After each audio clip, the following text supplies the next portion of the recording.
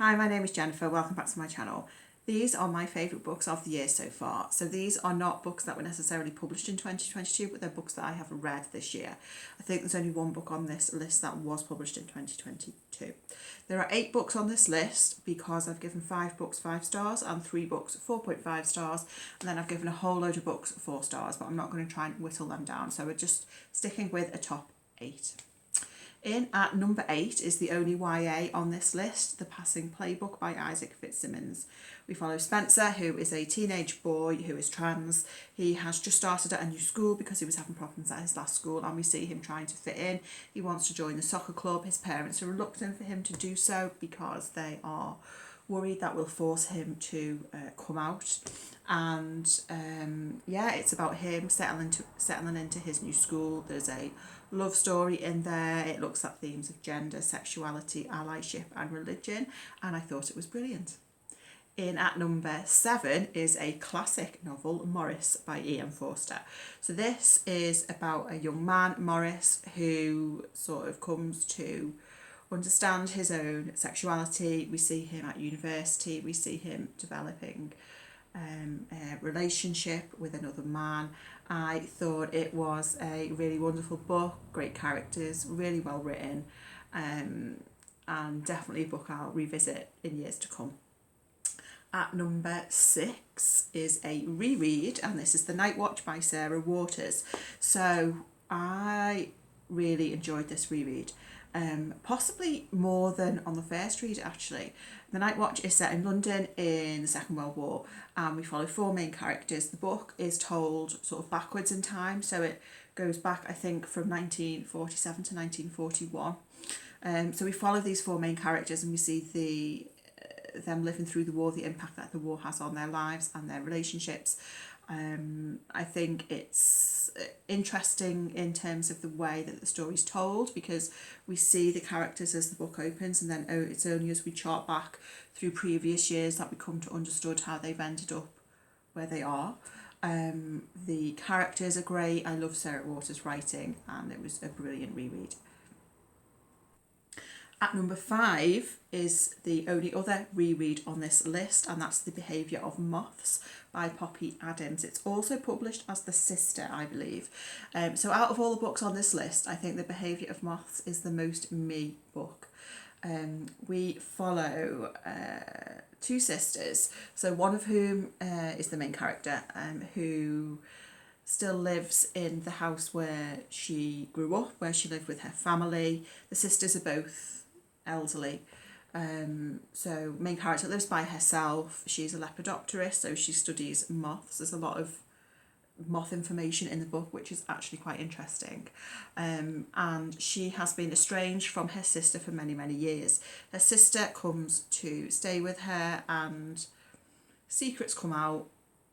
It is quite a gothic book with quite unlikable characters. It puts me in mind a little bit of The 13th Tale by Diane Setterfield. And yeah, I just thoroughly enjoyed rereading that book. I've never really heard anyone else speak about it, but I think it's great.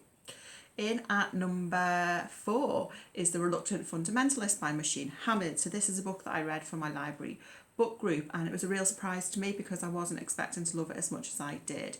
It's really quite a fast-paced book. It's quite short, set in Lahore, and as the reader you are sort of a character in the book.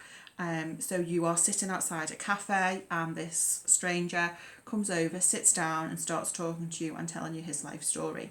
So there's an element of intrigue because you don't really know who you are, why you're there, and also who this man is and why he is coming and talking to you. It has quite a thriller-esque vibe about it, which I really enjoyed, and I thought it was great.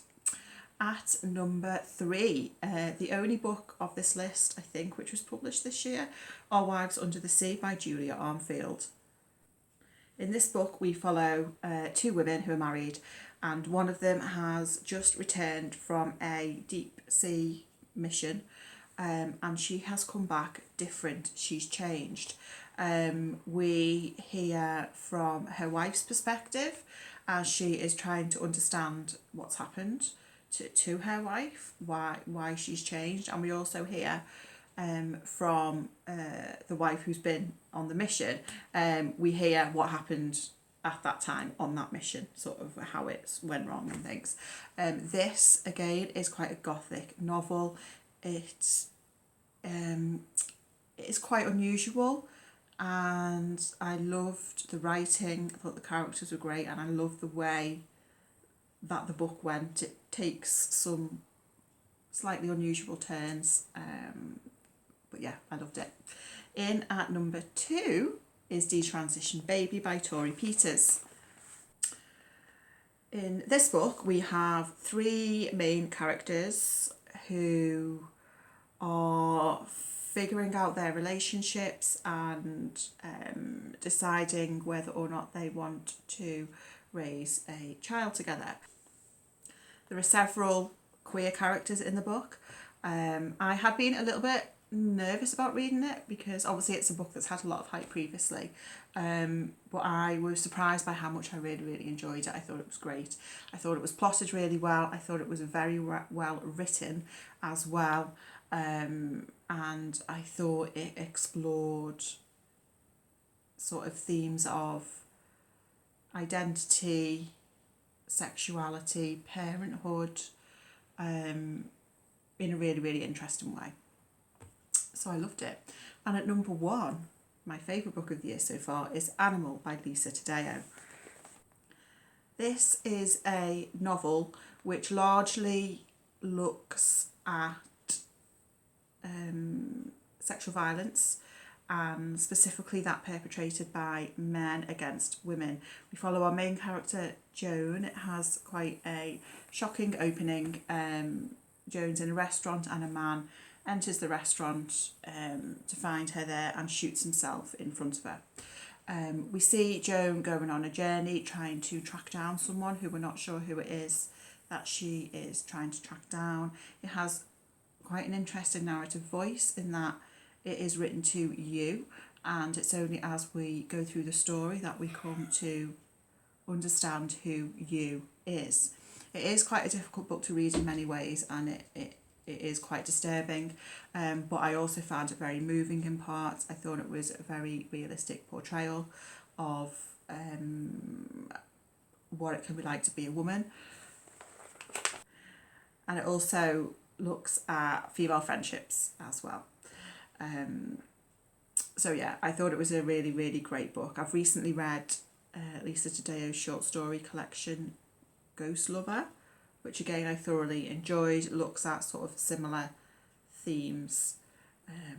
So there you go. So those are my favourite 8 reads of the year so far. Hopefully by the end of the year I'll have a few more 5-star reads. Let me know if you've read any of them, what you thought. Thank you so much for watching. I'll speak to you again very soon. Bye.